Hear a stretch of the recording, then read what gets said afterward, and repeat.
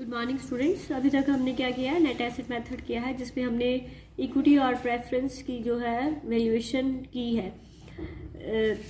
जो हमारे पास जब प्रेफरेंस शेयर्स दिए होते हैं तो हम उसमें से क्या करते हैं, उस क्लेम को भी क्या करना होता है, नेट एसेट्स में से माइनस करना होता है। तभी वो जो नेट एसेट्स है वो किसके लिए अवेलेबल होती है, इक्विटी शेयर होल्डर्स के लिए अवेलेबल होती है।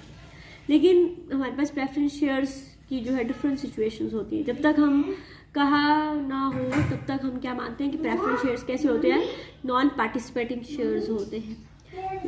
इसका मतलब है कि they have only that is a priority of getting the capital. लेकिन जो है कई बार हमारे पास सिचुएशंस दी होती है कि ये इशू है और इस तरह से प्रेफरेंस शेयर्स को आपने डील करना है। तो उस तरह से हम क्या है, 3 सिचुएशंस हैं हमारे पास।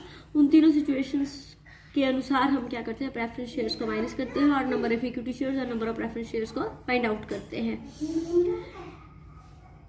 तो पहली सिचुएशन है हमारे पास when preference shares have priority for payment of capital only. इस अवस्था में हमने उनकी कैपिटल को माइनस करना है और जो नेट एसेट अवेलेबल होगी वो सिर्फ इक्विटी शेयर होल्डर्स के लिए होगी। और वैल्यू ऑफ इक्विटी शेयर्स किसके बराबर होगी, net assets minus preference share capital over number of equity shares. Second case है जब उनको ना कैपिटल की प्रेफरेंस होती है ना ही एरियर ऑफ डिविडेंड की। तो जो भी आपके पास नेट एसेट अवेलेबल होगी वो हमने प्रेफरेंस शेयर्स और इक्विटी शेयर्स दोनों को उनकी पेड अप कैपिटल रेशियो में बांट देना है। फिर उसके बाद उनके नंबर ऑफ शेयर्स के साथ डिवाइड करके हम उनकी वैल्यू को फाइंड आउट कर सकते हैं। तीसरी सिचुएशन है जब उनको कैपिटल की कोई प्रेफरेंस नहीं होती, सिर्फ डिविडेंड की प्रेफरेंस होती है। तो इस केस में भी नेट एसेट्स जो है वो प्रेफरेंस और इक्विटी को उनकी पेड अप कैपिटल के अनुसार बांट दी जाएगी और देन उनके नंबर ऑफ शेयर्स के साथ डिवाइड करके हम उनकी वैल्यू को फाइंड आउट कर सकते हैं। इसके लिए मेरे पास इलस्ट्रेशन नंबर 5 है। आपने अपनी किताबों में देखना है क्या दिया हुआ है। नेट एसेट्स दिए हैं, इक्विटी शेयर कैपिटल दिया है, प्रेफरेंस शेयर कैपिटल दिया है और डिफरेंट सिचुएशंस दी हैं और बोला है कि प्रेफरेंस शेयर का डिविडेंड जो है वो 2 साल के लिए क्या है, एरियर में। पहली सिचुएशन है preference shares are preferential as to capital but no arrear of dividend. Preference share को सिर्फ कैपिटल की प्रेफरेंस है, डिविडेंड की प्रेफरेंस नहीं है। तो नेट एसेट्स हमारे पास 10 लाख की है। इसमें से हमने प्रेफरेंस, क्योंकि कैपिटल की प्रेफरेंस है तो माइनस करेंगे 1 लाख, तो 9 लाख रुपए हमारे पास क्या है, नेट एसेट्स अवेलेबल है। अब जो 9 लाख रुपए है वो किसके लिए अवेलेबल है, only that is your equity shares के लिए। क्योंकि हमारा केस क्या है, they have preference to capital but not of arrear of dividend. तो 9 वैल्यू ऑफ इक्विटी शेयर्स कैसे पता चलेंगे, 9 लाख डिवाइडेड बाई 20,000 इंटू तो किसके बराबर आया आपके पास, 45 रुपए के बराबर। प्रेफरेंस की जो वैल्यू है वो जो उनको इक्विटी शेयर उनका प्राप्त होगा, उनको जो है कैपिटल प्राप्त होगी उसी के साथ उसकी अमाउंट को डिवाइड करना है। तो 1 लाख रुपए की हमारे पास उसकी कैपिटल है, 10,000 जो है उनके शेयर्स हैं, तो उनकी वैल्यू कितनी आई, 100 रुपये का उनका शेयर है और इक्विटी का कितने का है, 45 का है।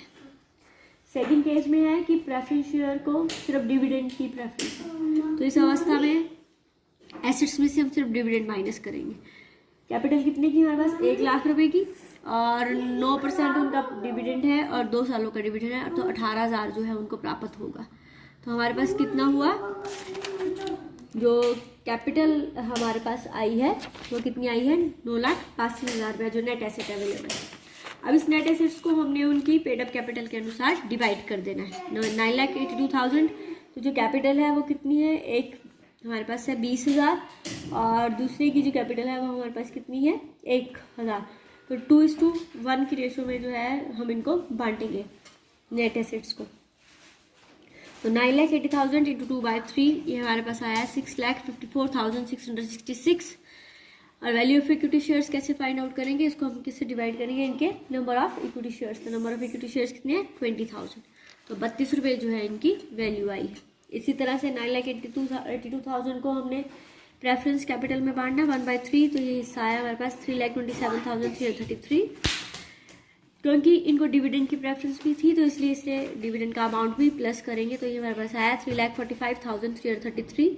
नंबर ऑफ प्रेफरेंस शेयर्स है 1,000, तो ये हमारे पास वैल्यू आई 345 रुपये 33 पैसे जो है ये प्रेफरेंस शेयर की वैल्यू है।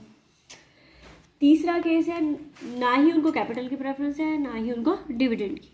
तो हाँ, जो हमने केस पढ़ा था कि अगर उनको डिविडेंड और उसकी कोई भी जो है प्रेफरेंस नहीं होती है तो जो नेट एसेट्स है उनको हमने क्या कर देना है, डिवाइड कर देना है। तो हमारे पास नेट एसेट अवेलेबल है 10 लाख की। तो 10 लाख को 2/3 और 1/3 में डिवाइड करना है। तो 2/3 में इसका हिस्सा आया 6,66,666.667। तो नंबर ऑफ इक्विटी शेयर्स हैं 20,000। तो उसके हिसाब से उनकी वैल्यू आई 33 रुपये। इसी तरह से जो आपके पास 10 लाख है उसका 1/3 किया तो ये आया 3,33,333 रुपये 33 पैसे। तो उसकी जो वैल्यू आई इसको 1000 से डिवाइड करेंगे तो ये हमारे पास आई 333 रुपये 33 पैसे। चौथा केस है हमारे पास, उनको प्रेफरेंस है कैपिटल की भी और डिविडेंड की। तो नेट एसेट्स में से पहले उनकी कैपिटल माइनस होगी, फिर डिविडेंड माइनस होगा, फिर जो अमाउंट आएगा वो हमने किसको बांटना है, सिर्फ इक्विटी को बांटना है, क्योंकि उनको कैपिटल भी मिल गई है और उनका डिविडेंड भी मिल गया है। तो 8,82,000 सारा अवेलेबल किसके लिए, इक्विटी शेयर्स के लिए। तो 8,82,000 डिवाइडेड बाय 20,000 ये आया है 44 रुपीज़ 10 पैसे जो है वो किसकी वैल्यू, इक्विटी की। और प्रेफरेंस की वैल्यू कितनी आएगी, जो उनकी कैपिटल है 1 लाख रुपए की उनकी कैपिटल और 18,000 उनका डिविडेंड। तो 1,18,000 डिवाइडेड बाय 1,000 उनकी वैल्यू आई 118 रुपये। तो ये सिचुएशन कब हो सकती है, जब आपके पास प्रेफरेंस शेयर्स भी हैं और उसके केस में आपको सिचुएशन बताई हुई है कि उनको कैपिटल की प्रेफरेंस है या डिविडेंड की प्रेफरेंस है। दूसरा मेथड है हमारे पास डिविडेंड यील्ड मेथड। जो पहला वाला मेथड हमने किया वो तभी हमारे लिए लाभदायक है जब कंपनी क्या होना शुरू होती है, लिक्विडेट होती है। लेकिन इन्वेस्टर जो है वो उस कंपनी में पैसा लगाना चाहता है जहाँ पर वो क्या है, ज़्यादा रिटर्न मिल रहे हैं। तो इसलिए वो उसकी रिटर्न को जानने के ज़्यादा इच्छुक होता है। तो इसके लिए हमारे पास मेथड है और डिविडेंड यील्ड मेथड, यानी कि हम उसकी अर्निंग क्या होती है, उसका रिटर्न इसका शेयर्स का कैसे हम फाइंड आउट करते हैं, उसके डिविडेंड के द्वारा। तो इसलिए हम जो है एक्सपेक्टेड रेट को नॉर्मल रेट के साथ यहाँ पर जो है कंपेयर करते हैं और पता लगा सकते हैं कि उस शेयर की वैल्यू क्या है। तो इसलिए वैल्यू ऑफ शेयर किसके बराबर होगा, expected rate of dividend divide by normal rate of dividend into paid up value of shares. ठीक है, तो इसमें दो एलिमेंट्स हमने प्राप्त करने हैं, एक एक्सपेक्टेड रेट ऑफ डिविडेंड प्राप्त करना है और दूसरा नॉर्मल रेट ऑफ डिविडेंड प्राप्त करना है। तो एक्सपेक्टेड रेट ऑफ डिविडेंड किसके बराबर होगा, प्रॉफिट आफ्टर टैक्स, इसमें प्रॉफिट बिफोर टैक्स, इसमें से हमने लेस टैक्स माइनस करना है, ये जो आएगा प्रॉफिट आफ्टर टैक्स होगा। प्रॉफिट आफ्टर टैक्स की जो ट्रीटमेंट होती है कि उनको रिजर्व्स में ट्रांसफ़र करना है या फिर प्रेफरेंस डिविडेंड दिया है तो वो भी माइनस होगा। तो जो अमाउंट बचेगा वो किसके लिए बचता है, इक्विटी शेयर होल्डर्स के पास। इक्विटी शेयर होल्डर्स से बाद बस के लिए हमारे पास हम यहाँ पर एक्सपेक्टेड रेट ऑफ डिविडेंड निकाल लेंगे, जिसका फार्मूला क्या होगा, profit available for equity dividend divide by total paid up equity capital multiply by 100। Normal rate generally आपके पास क्या है, क्वेश्चन में दी होती है। वैल्यू ऑफ शेयर फिर हम एक्सपेक्टेड रेट को नॉर्मल रेट के साथ डिवाइड करते हैं और पेड अप वैल्यू शेयर के साथ गुना करते हैं। इसके लिए हमारे पास इलस्ट्रेशन नंबर 7 दी हुई है। करता है इक्विटी शेयर कैपिटल 10,000 की है, आपके 10 रुपये का शेयर है, लेकिन पेड अप वैल्यू कितनी है, 8 रुपये की। 6% प्रेफरेंस शेयर कैपिटल है, 1 लाख का शेयर है 10 रुपये का। ट्रांसफर टू जनरल रिजर्व 20% करना है, रेट ऑफ टैक्स जो है 50% करना है। जो एक्सपेक्टेड प्रॉफिट बिफोर टैक्स है वो हमारे पास 2 लाख रुपया है। तो एक्सपेक्टेड प्रॉफिट बिफोर टैक्स हमारे पास 2 लाख का है, इस पर 50% टैक्स लगा, इसका 50% 1 लाख, तो हमारे पास प्रॉफिट आफ्टर टैक्स आया 1 लाख। इसमें से बोलता 20% आपने जनरल रिजर्व को ट्रांसफ़र करना है, तो 20% हमने इसे जनरल रिजर्व को ट्रांसफ़र किया तो ये हमारे पास कितना आया 80,000। अब ये हमारे पास बाकी और कोई ट्रांसफ़र नहीं है किसी भी रिजर्व में। डिविडेंड हमने प्रेफरेंस डिविडेंड देना है 6% की दर से, तो 1 लाख का 6% हुआ आपके, 10 लाख का 6% हुआ आपके पास 60,000। तो जो प्रॉफिट अवेलेबल है इक्विटी के लिए वो कितना बचा है 20,000। तो इसकी एक्सपेक्टेड रेट ऑफ डिविडेंड हम निकाल सकते हैं 20,000 ओवर हमारे पास क्या है, total paid up equity capital कितने रुपीज़ की है, हमारे पास 10,000 का शेयर है, लेकिन पेड अप कितना है हमारे पास 8 रुपये है, 10 रुपये नहीं है। अगर 10 रुपये होता तो यहाँ पर हमने कितना लिखना था, लाख, लेकिन यहाँ पर हमने कितना है 80,000 मल्टीप्लाई 100 किया तो एक्सपेक्टेड रेट आई आपके पास 25%। अब हम value of equity, normal rate हमारे पास दी है, नॉर्मल रेट 20% दी हुआ है। तो value of equity shares expected rate over normal rate into paid up value. तो 25% एक्सपेक्टेड रेट है, नॉर्मल रेट 20% है और पेड अप वैल्यू हमारे पास कितनी है 8 रुपये। तो वैल्यू ऑफ शेयर कितनी आई 10 रुपये आई है। ठीक है, इसी तरह से एक इलिस्ट्रेशन और देखो, इलिस्ट्रेशन नंबर 9 है। शेयर कैपिटल दी है 10 लाख की, एनुअल प्रॉफिट्स दिए हैं 4 लाख की। Percentage of dividend to profit दिया है 60%। इसमें बोला कि आपने 60%, हम अपने प्रॉफिट का कितना परसेंट डिविडेंड को देते हैं, 60% देते हैं। नॉर्मल रेट ऑफ रिटर्न भी 12% दिया। पेड वैल्यू ऑफ शेयर 100 रुपये का है। शेयर कैपिटल आपकी 10 रुपये की है। पहले हम निकाल लेंगे कि जो उनको हमने प्रॉफिट, क्योंकि डायरेक्ट है हमारे पास इसमें कि profit available for equity share holders 60% है हमारे पास रेशो।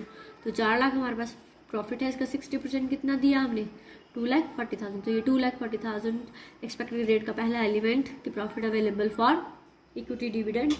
तो 2,40,000 divided by paid up value कितनी है, 10 लाख, मल्टीप्लाई 100, तो हमारे पास कितना परसेंट आया, एक्सपेक्टेड रेट 24%।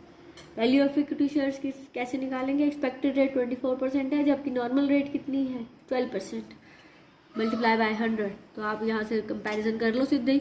नॉर्मल रेट अगर 12 रुपये है और हम कितना दे रहे हैं, 24 रुपये दे रहे हैं, तो वैल्यू ऑफ शेयर डबल है, कितने रुपये आएगी, 200 रुपये आएगी। तो ये हमारे पास कौन सा मेथड है, इसका डिविडेंड यील्ड मेथड है। आपने इससे रिलेटेड न्यूमेरिकल कर लेने हैं, और एक आपने प्रेफरेंस से करनी है और एक आपने डिविडेंड मेथड से करने हैं। फिर उसके बाद नेक्स्ट करेंगे हम अर्निंग कैपेसिटी मेथड।